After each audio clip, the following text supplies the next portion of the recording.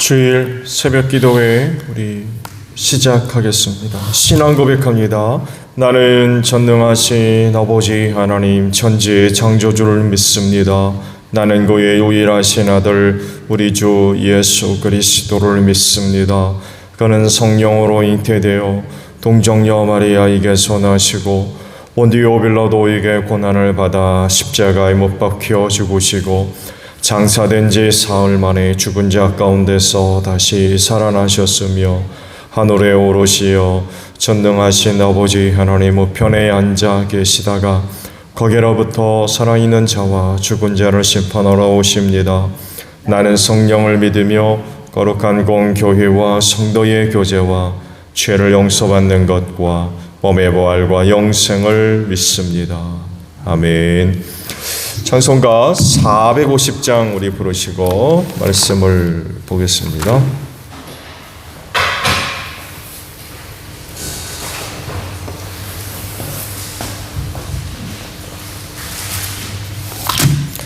찬송가 450장 우리 부르시고 말씀을 봅니다. 내 평생 소원 이것뿐 주의 일하다가 이 세상 이별하는 날 주 앞에 가리라.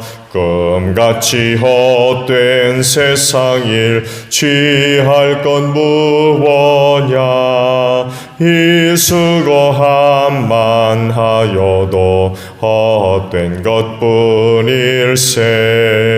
불같은 시험 많으나 겁내지 맙시다. 그 주의 권능 그 신이 이기고 남겠네. 금보다 귀한 믿음은 참 법에 대도다.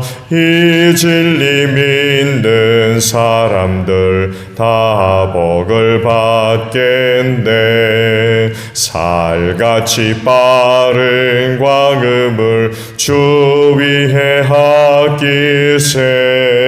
온 몸과 마음을 바치고 힘써서 일하세. 아멘. 말씀을 우리 보겠습니다. 예레미야 34장 1절로 7절까지 있는 말씀입니다.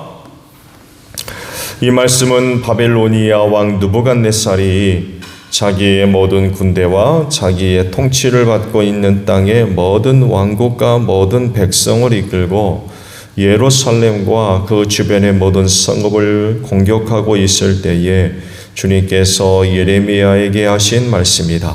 나 주 이스라엘의 하나님이 말한다. 너는 어서 유다 왕 시드기야에게 가서 나의 말을 전하여라. 나 주가 말한다. 내가 이 도성을 바벨로니아 왕의 손에 넘겨주어서 그가 이 도성에 불을 지르게 하겠다. 너도 그의 손에서 벗어나지 못하고 꼼짝없이 붙잡혀서 그의 손아귀에 들어갈 것이다. 너는 바빌로니아 왕 앞에 끌려나가 그의 얼굴을 직접 보게 될 것이며 너는 그에게 항복을 요구할 것이다. 너는 바벨로니아로 끌려갈 것이다. 유다 왕 시드기야야, 나 주의 약속을 들어라. 내가 너에게 말한다. 시드기야야, 너는 칼에 찔려 죽지 않고 평안히 죽을 것이다. 그리고 사람들은 네 조상과 너보다 먼저 살았던 선왕들의 죽음을 슬퍼하며 향불을 피웠던 것처럼 내 죽음도 슬퍼하여 향불을 피우며 슬픕니다 임금님 하면서 너를 애도하여 죄가를 부를 것이다. 이것은 내가 친히 약속하는 말이다. 나 주가 하는 말이다. 예언자 예레미야가 예루살렘에서 유다 왕 시드기야에게 이 모든 말씀을 전하였다. 그때 바빌로니아 왕의 군대는 예루살렘과 유다의 남은 성읍들을 공격하고 있었는데 그 당시 유다의 요새화된 성읍들 가운데 남은 것이라고는 라기스와 아세가 뿐이었다. 아멘. 오늘은 6절에 있는 말씀을 함께 나누려고 합니다. 예언자 예레미야가 예루살렘에서 유다 왕 시드기야에게 이 모든 말씀을 전하였다라는 말씀입니다. 그리스도인의 생활은 하나님이 하시는 일을 나타내는 것입니다. 또 그렇게 될 수밖에 없는 이유는 성령님이 그 안에 함께 계시기 때문에 그렇습니다. 하나님을 섬긴다면서 그 생활이 하나님의 뜻이나 계획과 무관하다고 하면 하나님을 섬기는 사람이라고 할 수 있겠습니까? 그런 생활이 되려면 무엇보다도 순종해야 되겠죠. 순종이 곧 하나님이 하시는 일을 이루며 또 그것을 드러내고 나타내는 것이라 할 수 있죠. 오늘날 세상은 하나님의 존재를 부정합니다. 저들의 당연한 모습이겠죠. 구원받지 못할 곳이기 때문에 또 하나님의 심판을 받아서 멸망할 것이기 때문에 그들의 그런 태도는 당연한 것입니다. 그렇지만 그런 세상을 향해 하나님의 살아계심을 증거하는 일은 그리스도인으로서 아주 유쾌한 일 중에 하나가 아닌가 합니다.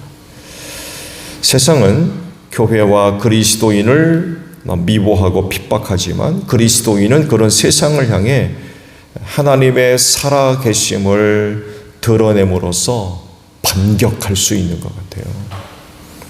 세상으로부터 당하고만 사는 것이 아니라 그런 세상을 향해 그리스도인으로서 좀 더 적극적으로 반응하는 모습이 바로 순종을 통하여서 하나님의 살아계심을 드러내는 것입니다. 이것이 바로 세상을 향해 그리스도인이 얻을 승리가 아닌가 생각을 해봅니다. 세상이 그리스도를 이길 수 없는 가장 큰 이유는 그분이 살아계시다는 것을 아는 것입니다. 주님도 제자들에게 용기를 내라고 하셨죠. 내가 세상을 이겼으니까 너희 용기를 내라 라고 하셨어요. 세상편에서 때로 한때 대표자였던 사울도요, 다마스쿠스로 가는 길에서 부활하신 예수님의 음성을 듣자 한순간에 무너졌습니다. 살아계신 하나님을 알기만 하면 세상은 절대로 이길 수 없어요. 중요한 것은 그러면 누가 살아계신 분을 증거하고 나타낼 거냐? 라고 할 때 누구 계십니까?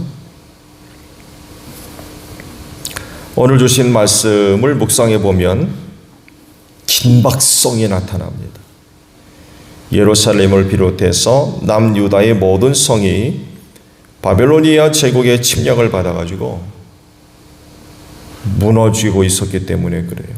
말씀에도 있듯이 그 당시 남아있는 곳이라고는 두 곳밖에 없을 정도로 남유다 예루살렘을 비롯해서 남유다의 거의 모든 성읍들이 완전히 무너져 버렸다는 것입니다. 이런 급박한 상황 속에서 예레미야 선지를 하나님께서 시드기야 왕에게 보내서 메시지를 전하게 하셨죠. 그건 시드기야 왕 개인에 관한 것인데 죽지 않고 살아서 바벨로니아로 끌려갈 것이다. 그런 말씀을 하세요. 뿐만 아니라 너는 평안하게 죽을 거다. 그렇다고 하면 시드기야는 어떻게 해야 되겠습니까?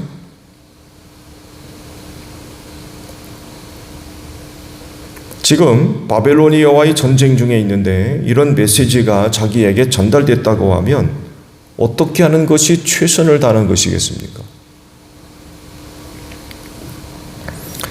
그런 이미 예레미야 선지에 예언된 말씀을 듣지 않고 전쟁을 벌인 사람입니다. 그러니까 지금 위기 상황을 자초한 거죠.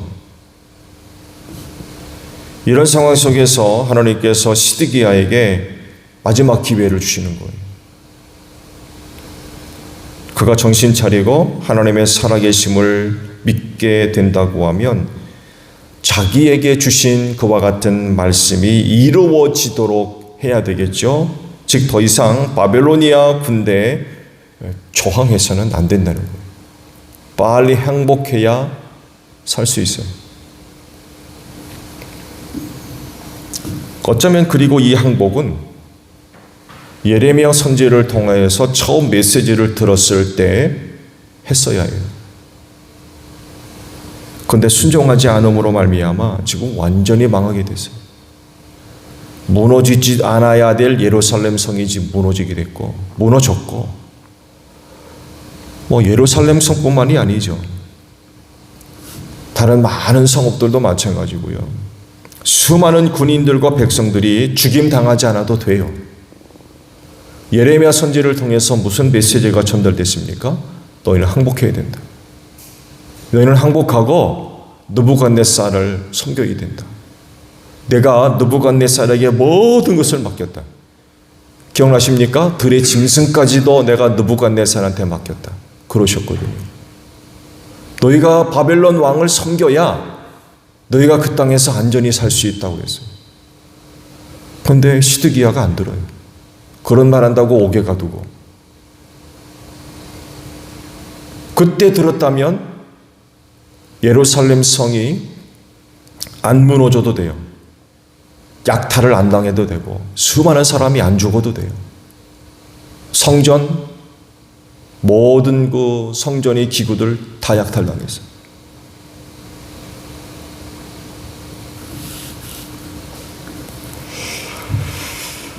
이런 상황 속에서 말씀이 전달되었을 때의 시드기야, 과연 어떻게 행동해야 될까요? 당연히 순종해서 그렇게 선포된 하나님의 말씀이 이루어지도록 해야 된다는 거죠.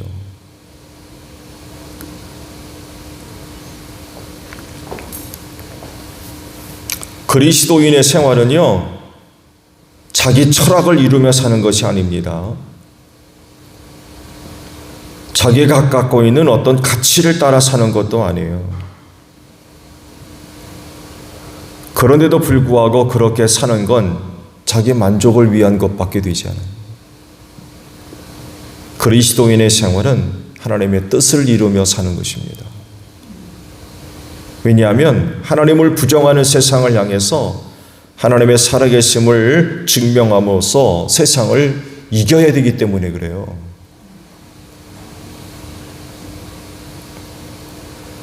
세상에서 그리스도의 승리가 어디에 있는 겁니까? 총칼입니까? 총칼로서 세상을 이길 거예요? 아니잖아요. 그건 순종에 있습니다. 순종을 통해서 그리스도를 위해 살고 또한 그리스도를 위해 죽을 때 하나님의 뜻이 이루어지고 하나님의 살아계심이 세상에 드러날 때 이것으로 세상을 향해 승리하는 것입니다.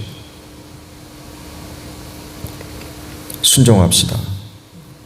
그리스도의 삶은 철저하게 순종하는 삶입니다.